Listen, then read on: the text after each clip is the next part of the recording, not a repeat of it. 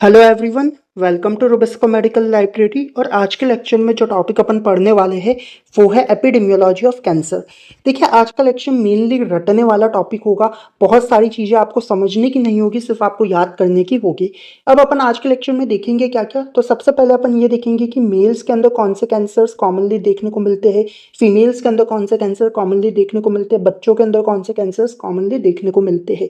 उसके बाद अपन ये समझेंगे कि कैंसर के कॉजेस क्या क्या हो सकते हैं, कौन कौन सी ऐसी कंडीशन है जिनकी वजह से कैंसर हो सकता है। तो पूरे टॉपिक को अपन टोटल 4 हेडिंग के अंदर पढ़ने वाले हैं। सबसे पहले अपन बात करेंगे कैंसर इंसिडेंस की, फिर अपन बात करेंगे प्री डिस्पोजिंग फैक्टर्स की जिनकी वजह से कैंसर हो सकता है, और फिर अपन बात करेंगे एक्वायर्ड प्री डिस्पोजिंग कंडीशन की, यानी कि वो कंडीशन जो कि पर्सन अपनी लाइफ टाइम के दौरान एक्वायर करता है और जिनकी वजह से कैंसर हो सकता है।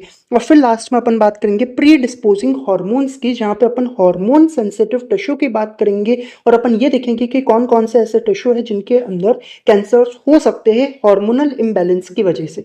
ठीक है, चलिए अब अपन स्टार्ट करते हैं। सबसे पहले अपन बात कर रहे हैं कैंसर इंसिडेंस की, जहाँ पे अपने को ये देखना है कि कुछ कॉमन कैंसर्स के बारे में अपन जानेंगे। मेल्स के अंदर कुछ कॉमन कैंसर कौन से होते हैं, फीमेल्स के अंदर कौन से होते हैं, और चिल्ड्रन और एडोलिसेंट्स के अंदर कॉमन कैंसर्स कौन से होते हैं। अब ये चीज़ एज सच इंपॉर्टेंट नहीं है, कभी कभी कोई एमसीक्यू अगर आ जाए तो आ जाए, बाकी एज सच कोई भी आपसे नहीं पूछेगा ये चीज़। चलिए, अब मेल्स के अंदर अगर अपन देखें तो सबसे कॉमन कैंसर होता है लंग कैंसर। लंग कैंसर के बाद में अपन बात करेंगे प्रोस्टेट कैंसर। थर्ड नंबर पे आता है कोलोरेक्टल कैंसर। फोर्थ नंबर पे आता है स्टमक कैंसर और फिफ्थ नंबर पे आता है लीवर कैंसर। तो किस किस कैंसर की बात करें, मेल्स के अंदर सबसे commonly lung, then prostate, then colorectal, then stomach, then liver. तो वहीं अगर अपन बात करें फीमेल्स के अंदर तो सबसे कॉमन है ब्रेस्ट कैंसर, फिर है कोलोरेक्टल कैंसर, फिर है लंग कैंसर, फिर है सर्वाइकल कैंसर और फिर है थायराइड कैंसर। अब देखिए, ब्रेस्ट और सर्वाइकल आपको ऑलरेडी पता होगा कि बहुत ही कॉमनली फीमेल्स के अंदर देखने को मिलता है, तो ये तो आपको पता होगा ही होगा कि भाई हाँ ठीक है। इसके बाद कोलोरेक्टल देखिए मेल्स में भी है तो इधर भी है, लंग्स मेल्स में भी है तो इधर भी है, और एक थायराइड है जो फीमेल्स के अंदर ही देखने को मिल रहा है कॉमनली अपने को।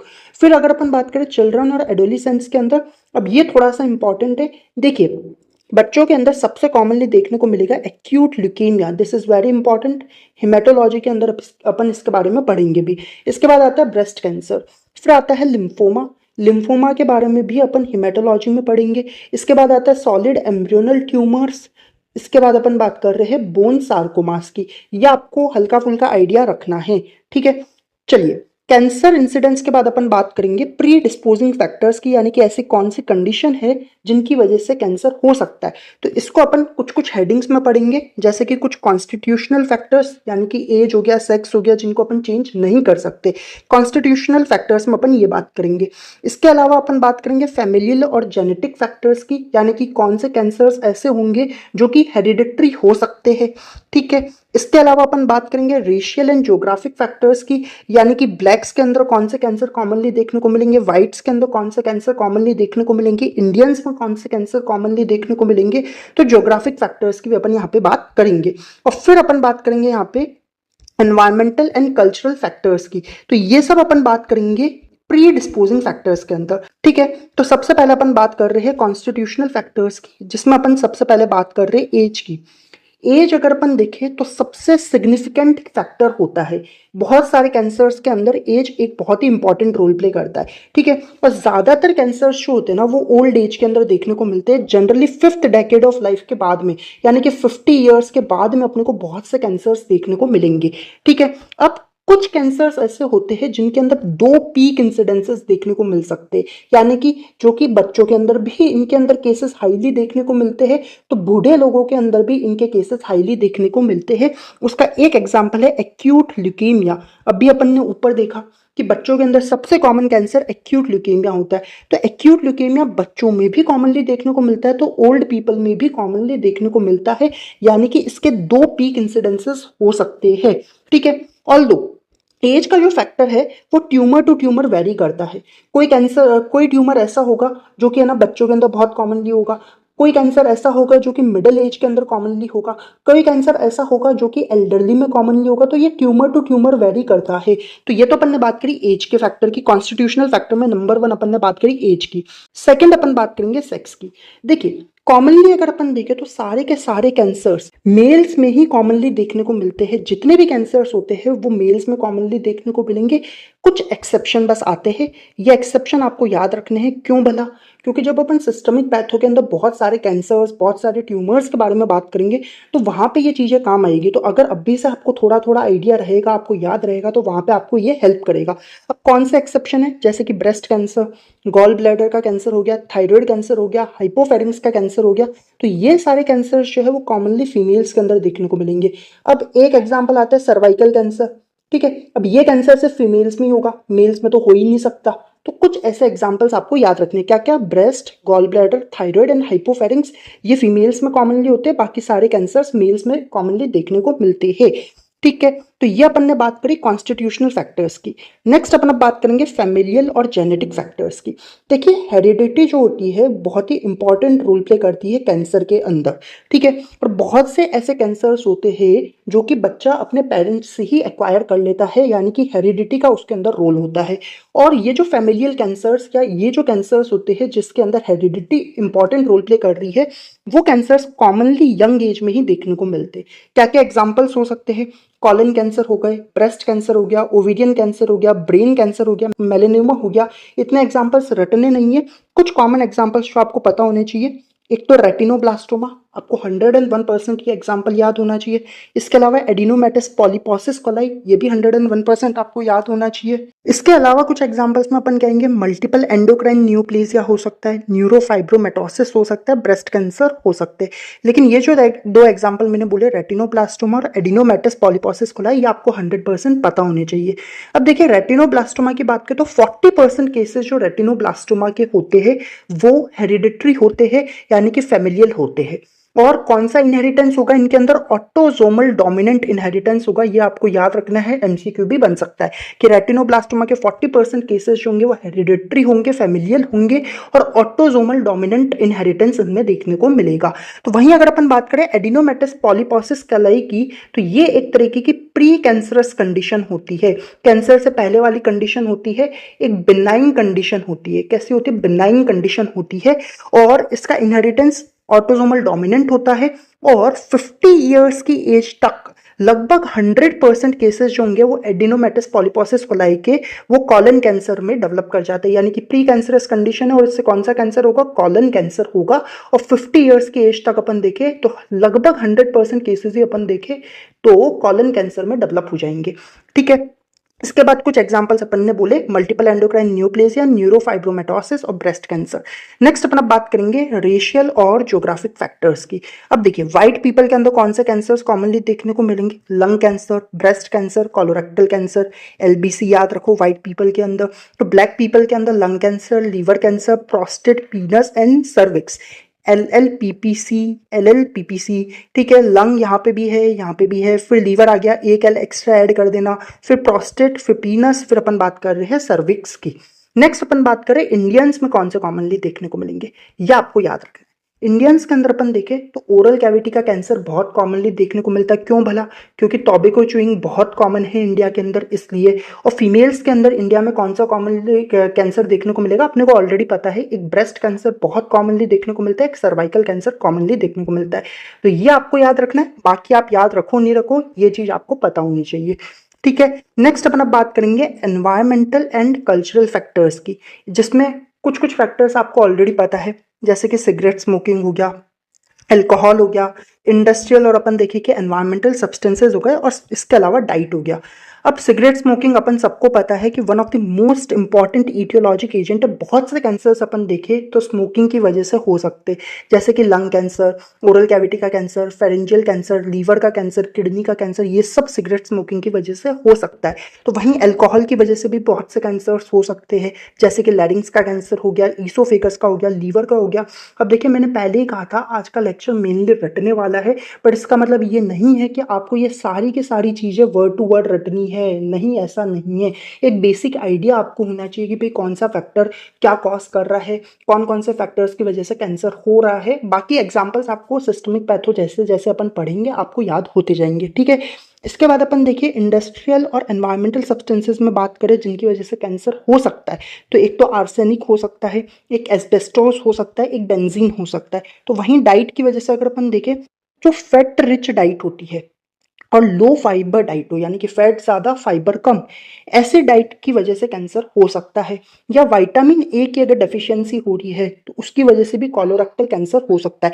बट एक पॉइंट इंपॉर्टेंट है कि जो विटामिन ई होता है उसके अंदर प्रोटेक्टिव फंक्शन होता है, यानी कि ये कैंसर को प्रिवेंट करने का काम करता है। दिस इज इंपॉर्टेंट कि विटामिन ई के अंदर प्रोटेक्टिव फंक्शन होता है अगेंस्ट कैंसर, आप याद रखेंगे ये बात। चलिए नेक्स्ट अपन अब बात करेंगे एक्वायर्ड प्री डिस्पोजिंग कंडीशन की। अपन ने ऑलरेडी बात कर ली प्री डिस्पोजिंग कंडीशंस की, अब अपन बात करेंगे एक्वायर्ड प्री डिस्पोजिंग कंडीशंस की, ऐसी कंडीशंस जो कि पर्सन अपनी लाइफ टाइम के दौरान एक्वायर करेगा। ठीक है, अब इसमें क्या क्या आ सकता है, एक तो प्रिकर्सर लीजन आ सकता है, इसके बाद कुछ बिनाइन ट्यूमर्स आ सकते हैं, क्रॉनिक इन्फेक्शंस आ सकते हैं और इम्यूनो डेफिशिएंसी की कंडीशन आ सकती है। अब देखिए आज के लेक्चर में अगर मैं बोलूँ ना कि एक चीज़ जो आपको 101% याद रखनी है वो है प्रिकर्सर लीजन्स। बस इतना सा भी अगर आप आज के लेक्चर को समझ लेते हो और ये याद रख लेते बहुत है। अब ये ऑलरेडी अपन बात कर चुके हैं सेल्यूलर एडेप्टेशन और सेल इंजरी के चैप्टर में, मैंने आपको बताया था कि अगर मेटाप्लेजिया होगा तो मेटाप्लेजिया से डिस्प्लेजिया हो सकता है, डिस्प्लेजिया से कार्सिनोमा इन सीटू की कंडीशन होती है और उससे कार्सिनोमा हो सकता है। यानी कि metaplasia, dysplasia, carcinoma in situ ये सब क्या है, प्री कैंसरस कंडीशन है। हाँ कि ना, ये ऑलरेडी अपन बात कर चुके हैं। बस यही चीज यहाँ पे लिखी हुई है कि भाई मेटाप्लेजिया से डिस्प्लेजिया, डिस्प्लेजिया से carcinoma in situ, carcinoma in situ से क्या हो सकता है, इन्वेजिव कार्सिनोमा हो सकता है। फिर अपन ने ये भी देखा था कि जो डिस्प्लेजिया होता है इसे एक और नाम दिया गया जिससे अपन कहते हैं इंट्रा एपिथेलियल लीजन्स, और कुछ कॉमन साइट्स होती है इंट्रा एपिथेलियल लीजन्स की या फिर अपन देखें डिस्प्लेजिया की। अब ये सारे एग्जाम्पल अपन फर्स्ट चैप्टर में ही पढ़ चुके हैं, अगर आपने वहां पे देखा है तो यहाँ पे सिर्फ आपका रिविजन चल रहा है, आपको और कुछ भी करने की जरूरत नहीं है। क्या क्या एग्जाम्पल हो सकते हैं, सबसे पहला एग्जाम्पल है squamous metaplasia of uterine cervix, जो कि कहाँ पे होगा, एक्टो सर्विस और एंडो सर्विक्स के जंक्शन पे अपने को स्क्वेमस मेटाप्लेजिया देखने को मिलता है। अपन ने ऑलरेडी बात करी थी कि मेटाप्लेजिया दो तरीके का हो सकता है, एक स्क्वेमस हो सकता है तो एक कॉलमनर हो सकता है। जो नाम है ना सेल उसमें कन्वर्ट होगी, यानी कि स्क्वेमस मेटाप्लेजिया का मतलब है कि सेल जो है वो स्क्वेमस सेल में कन्वर्ट होगी। तो अगर सेल स्क्वेमस सेल में कन्वर्ट हो रही तो कौन सी सेल कन्वर्ट होगी, कॉलमनर सेल जो होगी वो स्क्वेमस में कन्वर्ट होगी। वैसे ही कॉलमनर मेटाप्लेजिया जो होगा उसका मतलब क्या है कि सेल जो है वो कॉलमनर सेल में कन्वर्ट होगी। तो सेल अगर कॉलमनर में कन्वर्ट होगी तो सेल पहले क्या रही होगी, स्क्वेमस सेल रही होगी। तो स्क्वेमस सेल कॉलमनर मेटाप्लेजिया में कन्वर्ट होगी in the case of columnar metaplasia.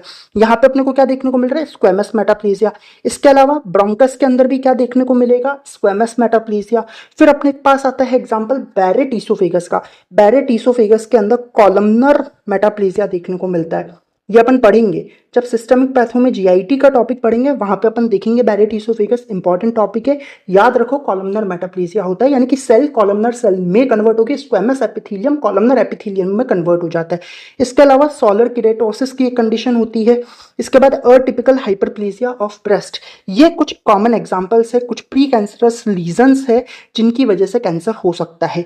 आपको ये याद रखना ही रखना है आज के लेक्चर से। इसके बाद अब देखिए अपन बात करते हैं कुछ बिनाइन ट्यूमर्स की। नॉर्मली अगर अपन देखें तो बिनाइन ट्यूमर्स से मैलिग्नेंट ट्यूमर्स नहीं होते। अब बिनाइन ट्यूमर्स मैलिग्नेंट ट्यूमर्स इनमें क्या डिफरेंसेस होते हैं ये अपन पहले ही पढ़ चुके हैं प्रीवियस लेक्चर्स के अंदर, लेकिन कुछ एक्सेप्शन यहाँ पे आएंगे जहाँ पे बिनाइन ट्यूमर से मैलिग्नेंट ट्यूमर हो जाएगा, यानी कि बिनाइन कंडीशन मैलिग्नेंट में कन्वर्ट हो जाएगी। यानी कि कैंसर जो मैलिग्नेंट ट्यूमर होते हैं उनमें तीन कार्डिनल प्रॉपर्टी देखने को मिलती है, एक एनाप्लेजिया, एक इन्वेसिवनेस और एक मेटास्टेसिस। ये तीनों ही प्रॉपर्टी बिनाइन ट्यूमर में नहीं देखने को मिलेगी, लेकिन कुछ एक्सेप्शन ऐसे होंगे जिसमें जो बिनाइन ट्यूमर होंगे उनके अंदर ये प्रॉपर्टीज आएगी और वो मैलिग्नेंट ट्यूमर्स में कन्वर्ट हो जाएंगे। क्या क्या एग्जाम्पल हो सकते हैं, एक तो एडिनोमेटस पॉलीपोसिस कोलाई, अभी अपन ने ऊपर देखा, जिसकी वजह से क्या हो सकता है, एडिनोकार्सिनोमा हो सकता है। इसके अलावा न्यूरोफाइब्रोमेटोसिस, इसकी वजह से सार्कोमा हो सकता है। प्लियोमॉर्फिक एडिनोमा, देखो लास्ट में ओमा आ रहा है मतलब बिनाइन ट्यूमर है, इससे क्या होगा, कार्सिनोमा। कार्सिनोमा क्या होता है, मैलिग्नेंट ट्यूमर होता है ऑफ एपिथेलियल ओरिजिन। ठीक है, तो वहीं अगर अपन देखें यूटेराइन लियोमायोमा से बहुत रेयर कंडीशन में लियोमायो सार्कोमा हो सकता है। सार्कोमा का मतलब क्या है, मैलिग्नेंट ट्यूमर ऑफ मीजनकाइमल ओरिजिन। ये सब अपन प्रीवियस लेक्चर्स में देख चुके हैं। ठीक है, इसके अलावा अपन बात कर सकते हैं कि कुछ क्रॉनिक इन्फेक्शन की वजह से बहुत लंबे टाइम तक कोई इन्फेक्शन रह रहा हो, उसकी वजह से भी कैंसर्स हो सकते हैं। और कैंसर का मतलब मैलिग्नेंट ट्यूमर्स की ही बात कर रहे हैं। क्या क्या ऐसे एग्जाम्पल हो सकते हैं? एचपीवी इन्फेक्टेड क्रॉनिक सर्विसाइटिस, यानी कि अगर एचपीवी का ह्यूमन पैपिलोमा वायरस का इन्फेक्शन हो रखा हो तो उसकी वजह से सर्वाइकल कैंसर हो सकता है। Very very very important, cervical cancer अपन पढ़ेंगे सिस्टमिक पैथो में, वहां पे ये फिर आएगा। इसके अलावा अगर अल्सरेटिव कोलाइटिस का केस है और बहुत क्रॉनिक केस है तो उसकी वजह से कोलोरेक्टल कैंसर हो सकता है। लीवर सिरोसिस की वजह से हिपेटोसेल्युलर कार्सिनोमा हो सकता है। क्रॉनिक ब्रोंकाइटिस की वजह से ब्रोंकियल कैंसर हो सकता है। अगेन आपको सारे एग्जांपल्स रटने नहीं है, सिर्फ एक आइडिया रखना है। फिर अपन बात कर रहे हैं इम्यूनो डेफिशिएंसी। अगर इम्यूनो डेफिशिएंसी होगा तो ऑब्वियस बात है उससे भी बहुत से कैंसर्स हो सकते हैं, और इसका सबसे कॉमन एग्जाम्पल है एचआईवी और एड्स। जब अपन ने एड्स का टॉपिक पढ़ा था इम्यूनोपैथोलॉजी के अंदर, तो वहां पे अपन ने देखा था कि इसकी वजह से बहुत से अपॉर्चुनिस्टिक इन्फेक्शन देखने को मिलते हैं। एड्स के अंदर बहुत से अपॉर्चुनिस्टिक इन्फेक्शन देखने को मिलते हैं, जिसमें बहुत से ट्यूमर्स अपने को देखने को मिलेंगे। ठीक है, तो ये क्यों हो रहे हैं? क्योंकि टी सेल की डेफिशिएंसी हो गई। तो यहाँ पे अपन एक एग्जांपल ये आपको याद रखना है कि इम्यूनो डेफिशिएंसी जिसमें एचआईवी और एड्स के अंदर अपॉर्चुनिस्टिक इन्फेक्शन होते हैं, उसमें अपने को ट्यूमर्स देखने को मिल सकते हैं। ठीक है, लास्ट अपन अब बात कर रहे हैं प्री डिस्पोजिंग हॉर्मोन्स की। देखिए, कुछ हार्मोन सेंसिटिव टिश्यू होते हैं जिनके अंदर ट्यूमर्स डेवलप हो सकते हैं, जैसे कि ब्रेस्ट हो गया, एंडोमेट्रियम हो गया, मायोमेट्रियम हो गया, वेजाइना, थायराइड, लीवर, प्रोस्टेट और टेस्टिस। ये सब के सब क्या है?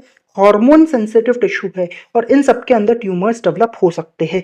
अब अगर कोई पेशेंट है, कोई फीमेल है जो कि एस्ट्रोजन थेरेपी ले रही है, अगर एस्ट्रोजन थेरेपी वो ले रही है तो उसके अंदर एंडोमेट्रियल कार्सिनोमा होने के चांसेस बढ़ जाते हैं, नंबर एक। दूसरा, वेजाइना के अंदर एडिनो कार्सिनोमा होने के चांसेस भी बढ़ जाते हैं। ठीक है, तो कुल मिला के अपन कह सकते हैं कि जो एस्ट्रोजन थेरेपी जो फीमेल लेगी, उसके अंदर जो हार्मोन डिपेंडेंट टिश्यू होंगे जो कि एस्ट्रोजन के ऊपर डिपेंड कर रहे हैं, उनके कैंसर होने के चांसेस बढ़ जाएंगे। हाँ कि ना? वही चीज यहाँ पे बोली जा रही है। वहीं अगर अपन बात करें कॉन्ट्रासेप्टिव हार्मोन्स अगर कोई ले रहा है तो उसके अंदर ब्रेस्ट कैंसर होने के चांसेस बढ़ जाते हैं, खासकर फीमेल्स के अंदर अपन देखें तो उनके अंदर कॉन्ट्रासेप्टिव हार्मोन्स लेने में ब्रेस्ट कैंसर के चांसेस बढ़ेंगे। वहीं अगर अपन बात करें एनाबॉलिक स्टेरॉइड्स की, जनरली ये एनाबॉलिक स्टेरॉइड्स कौन लेता है? एथलीट्स वगैरह लेते हैं अपनी परफॉर्मेंस को बढ़ाने के लिए। तो एनाबॉलिक स्टेरॉइड्स की वजह से लीवर के ट्यूमर होने के चांसेस बढ़ जाते हैं, चाहे फिर वो बिनाइन ट्यूमर हो चाहे फिर वो मैलिग्नेंट ट्यूमर हो। ठीक है, तो ये कुछ अपन ने बात करी आज के लेक्चर की, बिल्कुल रटने वाला टॉपिक था। कुछ कुछ टॉपिक ही इंपॉर्टेंट था आज के लेक्चर में जो मैंने आपको बताया कि आपको क्या क्या याद रखना है। अगर आप उतना भी याद रखते हैं तो वो मोर देन सफिशिएंट होगा।